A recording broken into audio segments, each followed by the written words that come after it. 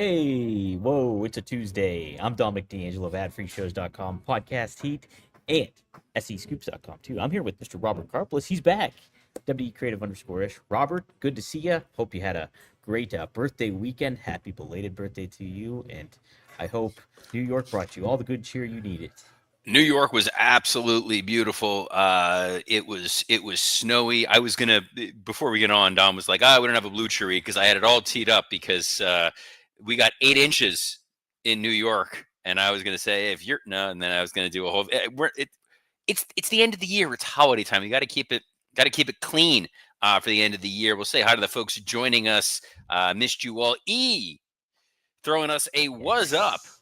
I got to be honest, I don't keep track of how many Z's he puts in there. I don't know if it's a different number every time or if it's a copy paste. We'll have to keep track of that in 2026. So the Z counter. Cammy Star says, another windy, cold after morning to everyone. This weather is for the birds. Well, maybe the Penguins. Yeah, Dom was telling me in beautiful Pittsburgh, which is an oxymoron, it was a little cold out there today. Just a little bit, just a touch. It was really cold yesterday. The wind was nuts, bonkers.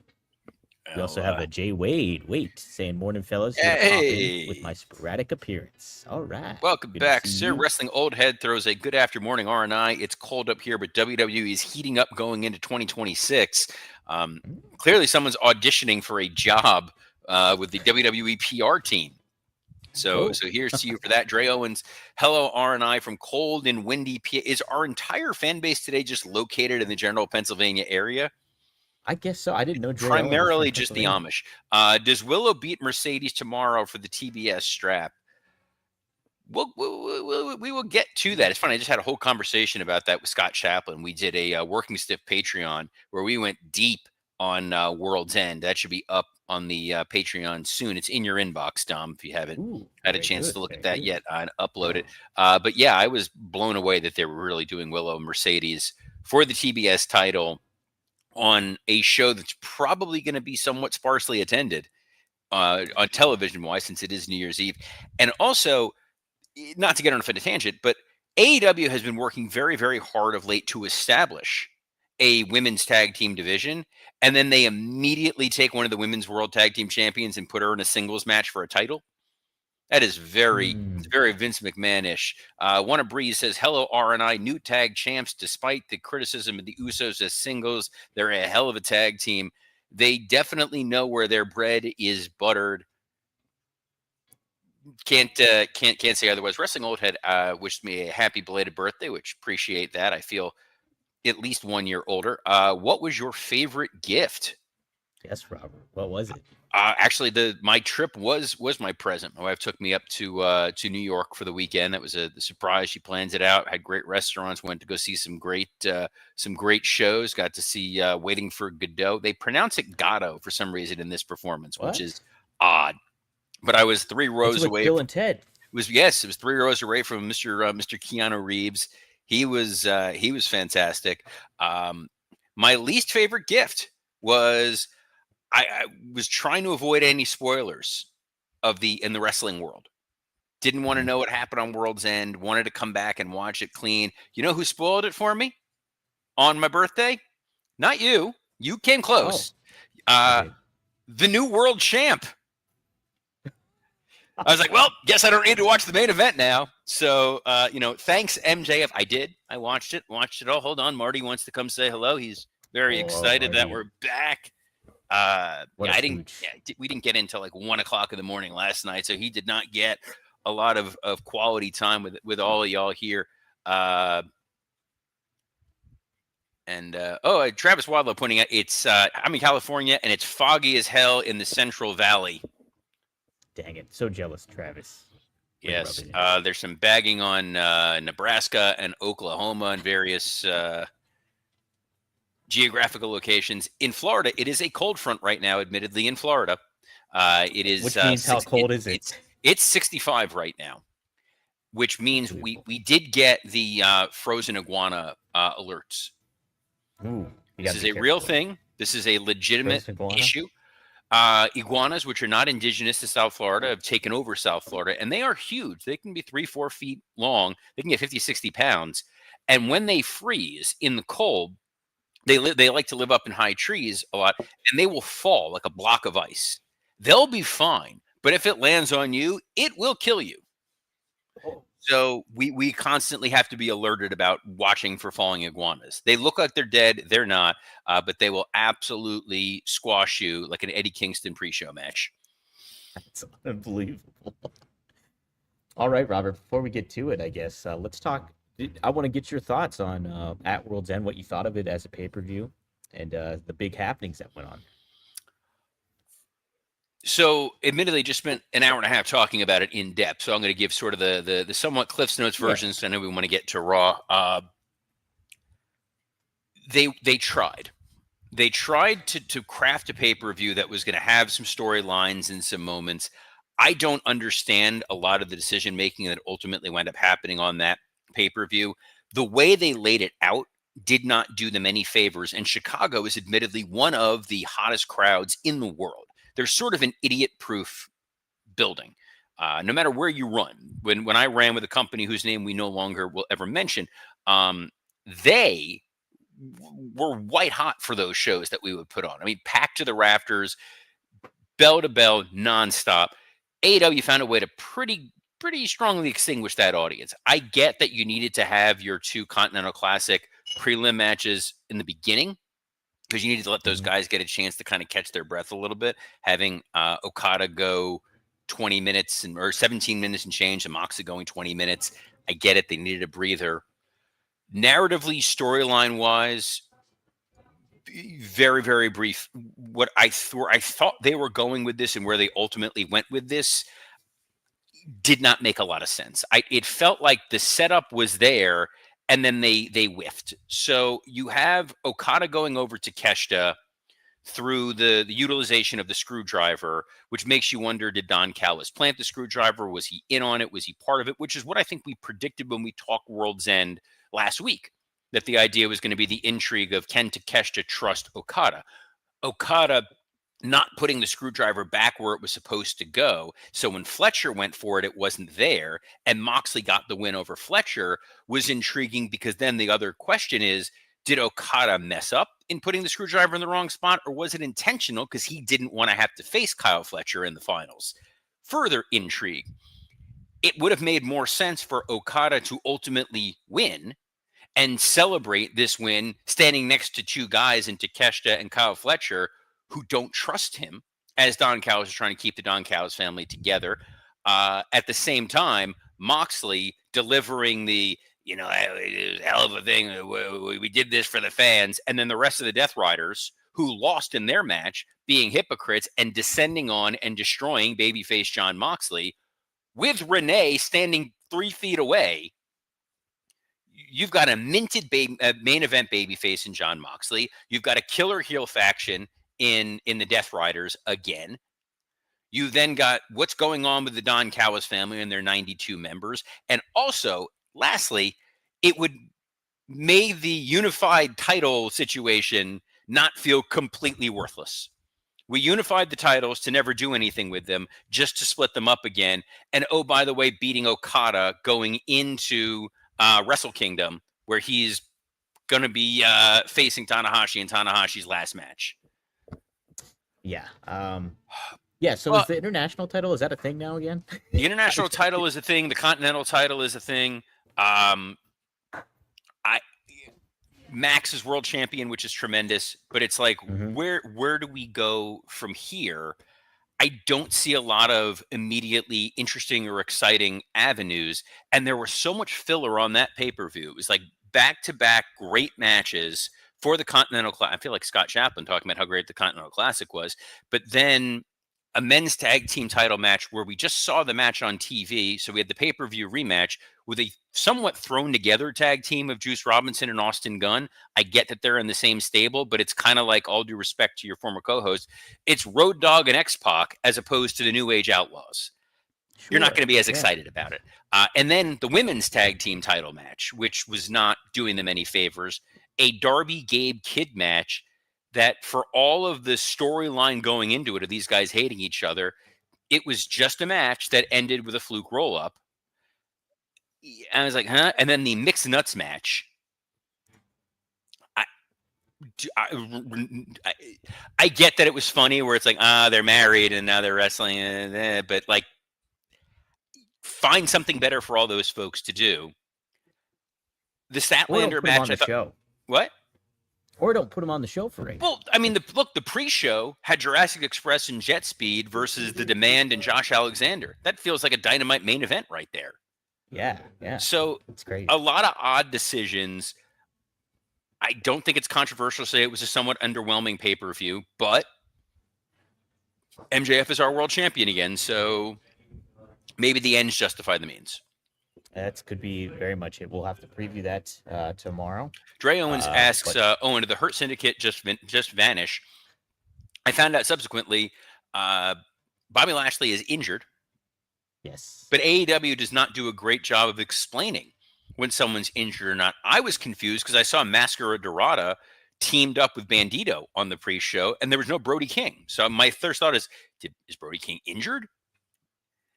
Like, the best thing you can hope with the AEW booking is if someone's not on TV for a long time, it's because they're injured and not Tony forgot they exist. Right. Speaking of injured, real quick, I did cover the that newsworthy spot that Kyle Fletcher and Moxley did, that exploder suplex off the top rope yesterday. Do you have any thoughts on that? Because William Regal expressed some for sure, and then Kenny replied to him, back to it, and it was pretty a diplomatic response by Kenny, considering he works for AEW. But what do you think about any of that, Robert? Well, why don't you get into, I guess, a little bit of what, unless you covered it yesterday, what Regal said and Kenny's response and Piper Niven's response. I did cover it. I only covered Regal's response. I did not cover Kenny. So this is what Kenny had to say about it all too. Here it is. I'll pull it up on X here. Kenny happened to say, regardless of timing or perceived intent, the general message from Mr. Regal remains a positive one. Tribalism, whataboutism, and other isms aren't needed here. Safety often takes a back seat when a wrestler is locked in and actively chasing the dragon. We all sometimes need a voice from afar to tether us back to reality and tell us the risks have consequences. He also goes on to say, I look at this all as great food for thought, something to always be cognizant of. It should be about making it a competition. Thank you, Mr. Regal. So I thought it was a good response on Kenny's part. But we did cover. I know. Piper Niven kind of said something along the lines of, "You do need to be safe and smart, especially when you're doing anything involving your head and neck." Yeah, there are ways to take bumps that are safer than others, and at the end of the day, it does not improve my enjoyment watching somebody almost actually die. Within wrestling, right. and it's the, not to be cornet, but it is that idea of, if you are a good storyteller in the ring, you can do this without hurting yourself or hurting someone else. I know Bret Hart, I invoked his name, and I was like worried like he's going to appear behind me. Well, you are dressed in pink and black, so you may be the hitman in disguise. Yes. His criticism of Gunther was always that, like, adjust my shirt, my dog's laying on my lap, he's like tugging the shirt down, that Gunther's chops, you shouldn't actually be hurting the guy and blistering their chest. It's supposed to be a work. Some of the best wrestling matches are going to be matches where the guys are completely safe and well protected at all times. I've always been critical of a guy like Darby Allin, who feels the need to go out there and take insane bumps all of these matches, and they don't wind up meaning anything. You kind of forget them. If you sat and talked to Mick Foley is the first to tell you, yeah, I took some of those bumps because I was just trying to get noticed, but now my body is really feeling it. I am concerned about where they're physically going to be. And Kenny Omega is a guy who, since the inception of AEW, we've been waiting for him to step up and be the face of that company. It's never going to happen. He is physically not in a position where he can work a 52-week schedule. He's very much a victim of the damaged goods. You have Bryan Danielson sitting on commentary because Bryan Danielson took so many shots to his head and his neck over the years. There are ways to be entertaining on television. There are ways to put on great matches where you are protecting yourself. And Kyle Fletcher is a dude who is, by all intents and purposes, the future of professional wrestling. He is the guy who, when I did our working stiff end of year, said that, hey, he's probably going to be the guy by end of 2026 who Tony realizes we can build the company on him right now. He's got all the, I was watching Moneyball last night, so this is in my head, the 5-tool hitter. or the Yeah, five tool 5 tool player. player. Yes, Mm. that is Kyle Fletcher. Kyle Fletcher has a star look.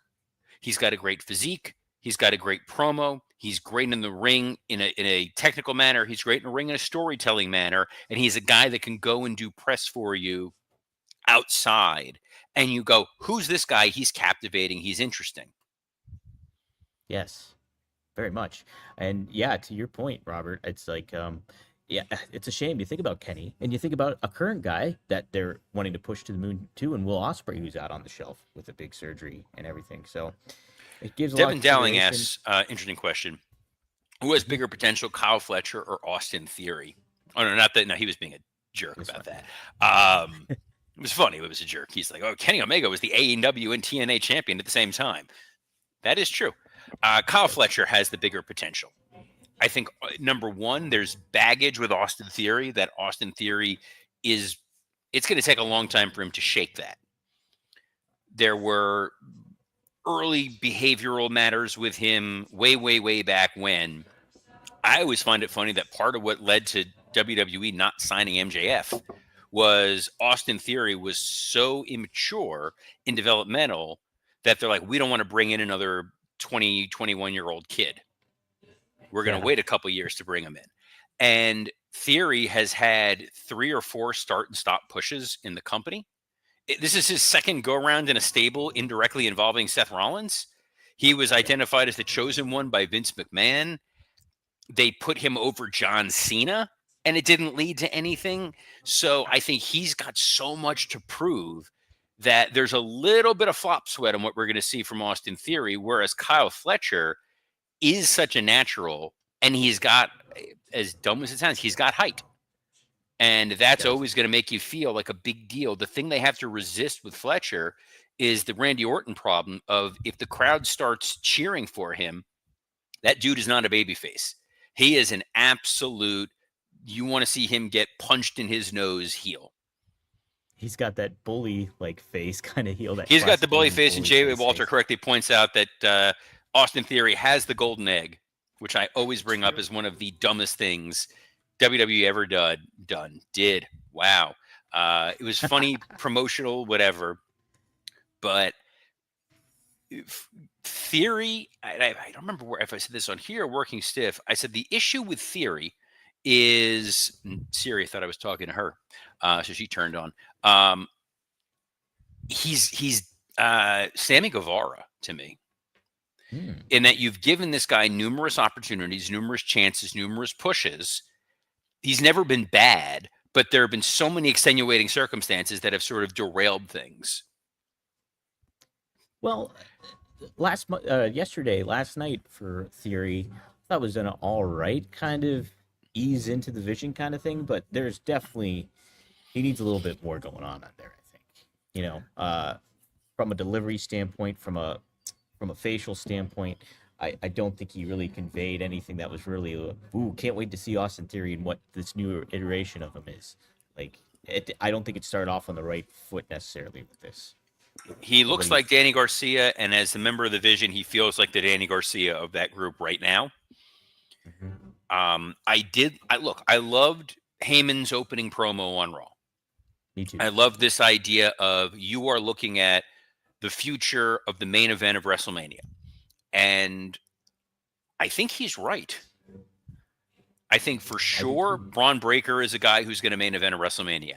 I think given this is TKO, there is no way in the world Logan Paul will not main event a WrestleMania at some point in time. One of these 2 nights. Mhm. They'll find a way to put him on there.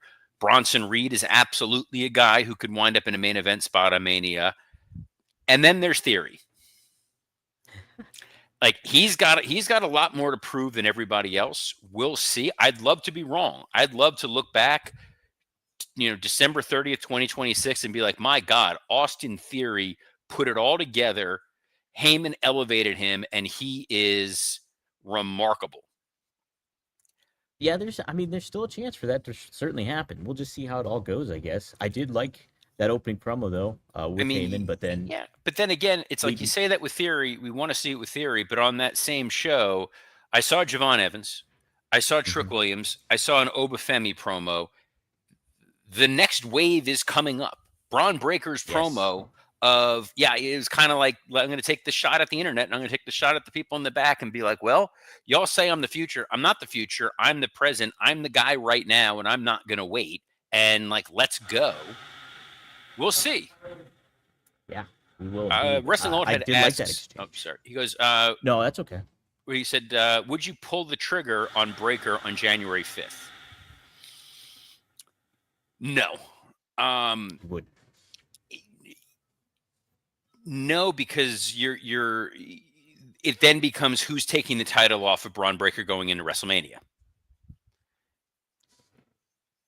Yeah, or you have a lame duck challenger. It's like you're kind of stuck in that position at that point too. Honestly, if this is the wildest prediction that I will make, and I'm not really thinking this all the way through, Hmm. um, you wind up in some sort of situation where there is a non-finish, mass chaos. Something occurs where the title needs to be held up, and the winner of the Royal Rumble wins the world title. Hmm. Oh, Something that's a where it's there, something totally egregious and horrible happens where Punk not only is stripped of the title, but you're risking suspension. He takes a shot at Adam Pearce. He takes a shot at Hunter. Like, AJ winds up accidentally getting hurt. Like, something that sets Punk off, so he's got a reason to not have the championship and not be in the Rumble, and then come after whoever wins the title at the Royal Rumble, be a Brock Lesnar, be a Braun Breaker, be a whoever, Roman Reigns. And now there's intrigue in the Rumble match itself. And it does take this pressure off a little bit. I think you need a little bit of time to get to Braun Breaker. Braun Breaker winning the world title feels like something we'll see by SummerSlam.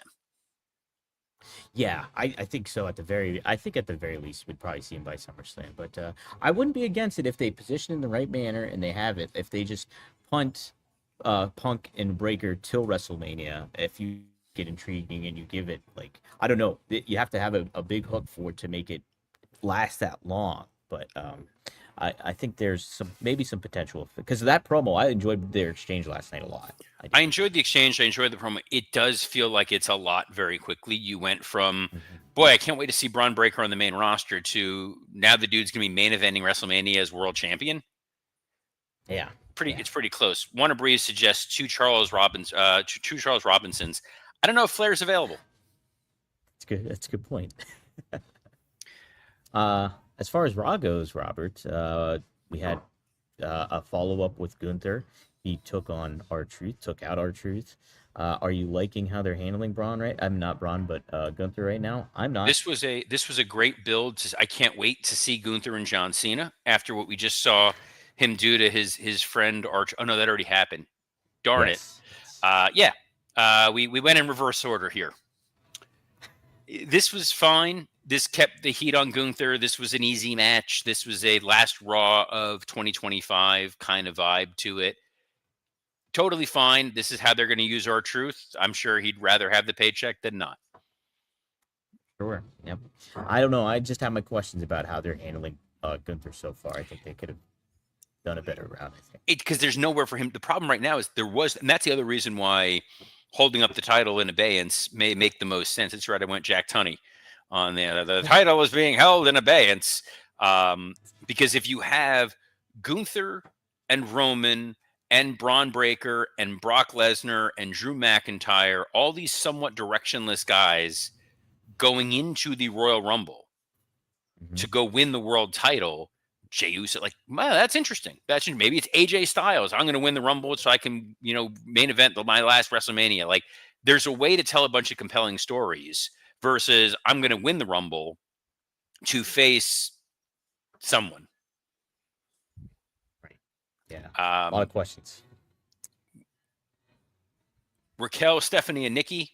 It's a Hmm. shame we missed out on match of the year this last week, but I like the finish. I like the finish. I like how they're handling Raquel and making her a powerhouse, and then Stephanie kind of swooping in there and taking the pick, getting the pinfall there. But yeah, we'll see what goes with that. this Kabuki Warrior stuff, Dom. I would rather listen to you use that stupid tiny little microphone than Oh hear another yes, Kabuki Warriors promo ever again. It's how like about they're Varsity? playing into how annoying it is because they think it's funny because it gets heat, Hmm. but it is the wrong kind of heat. It is the I don't want to watch this. And if Rachel walked by and heard that, she'd be like, "Can you please put that on mute?" Like it's just screeching noise. It's horribly unpleasant. Um, Rey Mysterio and Austin Theory, it was a chance to reintroduce Austin Theory to the audience with a surefire opponent that's going to make him look good. We're going to put Logan Paul out there to add extra heat and really marry Theory as a member of the Vision. And then the big surprise was the return of Penta. Penta, yeah, which I thought was a good way to use him and kind of put him in the mix of all those guys. So I did like that aspect of it all. And let me say too, I like the combo of Logan Paul and Paul Heyman together. They're great, like as a tandem. I Yes, really stood out to me on the show. Maxine held her own a little bit in that Becky Lynch promo. I Hmm. didn't mind that. I thought that was pretty good. And then your main event with the Usos versus AJ Styles and Dragon Lee. I'm baffled. I don't know what's going on. They tease like a little heel turn with Jay, and now they're the tag team champs. It is kind of a perplexing situation, but is this the right spot for them, though, Robert? I think, you're getting them over as baby faces again, and they're still a good act. So, plus you're So moving AJ Styles on to something different. they used to do this thing where they would tease that Vince and Linda were going to split up. Hmm. And it made sense for Vince and Linda to split up because it was a horrible, toxic, evil relationship on TV. Asterisk. Of course. But they never ultimately did because we got to keep the McMahons together. I don't want to see Jey Uso separate from Jimmy. I don't want to see Jey Uso as a heel. I don't want to see Jey versus Jimmy. And when they did that little promo of like, man, nothing's going right for me and I feel bad. I'm sucking you into my vortex of awful. I don't want to see Jey Uso versus Jimmy again. So if it means just putting the tag titles on them, fine. I don't understand the point of Dragon Lee and AJ Styles as a team since it was so short lived. And I don't think it helped Dragon Lee all that much. And if you He were going did to take the take the pin, tag too. titles off of them, it could have been Javon Evans in a rematch. Like, okay. So now we're going to have the Usos in a white hot tag division, which includes, I guess, the War Raiders are still there and New Day. Hmm. We just saw New Day versus the Usos like a week ago. They Right. just we just saw the Viking Raiders lose. I know that someone in the chat suggested that we may see the Usos versus Lucha Bros at some point. Yeah, that'd be a hell of a lot of fun, but we got a lot of steps to get there. Yeah. Hmm. And yeah, so it's like, all right, so Jey Uso starts the year off winning the Royal Rumble and becoming world champion, and ends the year back in a tag team, even though his theme song is "It's Just Me, Us." Yeah, they might have to do a little shifting around with those lyrics. Someone says the Dre Owens said, sorry, the Usos versus Braun and Austin Theory. I wouldn't be mad if we get to some version of the Vision holding the tag titles. I think that right now, there's a little bit of booking on the fly. Losing Seth when they did, they had a long-term plan. Obviously, that's not able to come to fruition. Now with Dom potentially on the shelf, we don't know how long.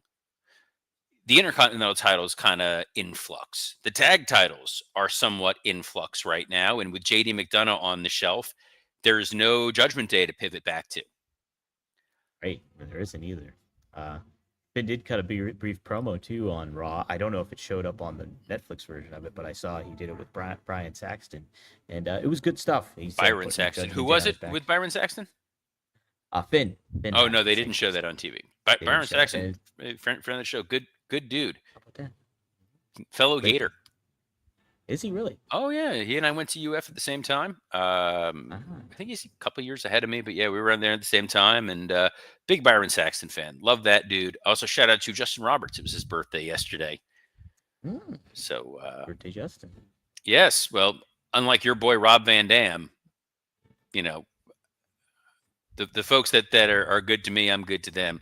And I am good to all y'all for joining us here today. We will be back tomorrow for, believe it or not, the last Rumor and Innuendo of 2025. Jeez. I know, Okay. what a spoiler. But we'll be back at noon Eastern on a plethora of platforms, including the WW_Creative_ISHX account, the @Dominic D'Angelo X account, the @SE Scoops X account, and on YouTube on Rumor and Innuendo Podcast Heat and ad-free shows. So on behalf of the second person who spoiled the AEW pay-per-view for me, Dominic D'Angelo, I'm Robert Karpelis. Best of luck in your future endeavors. Me and MJF, we're best buds, man. Shh.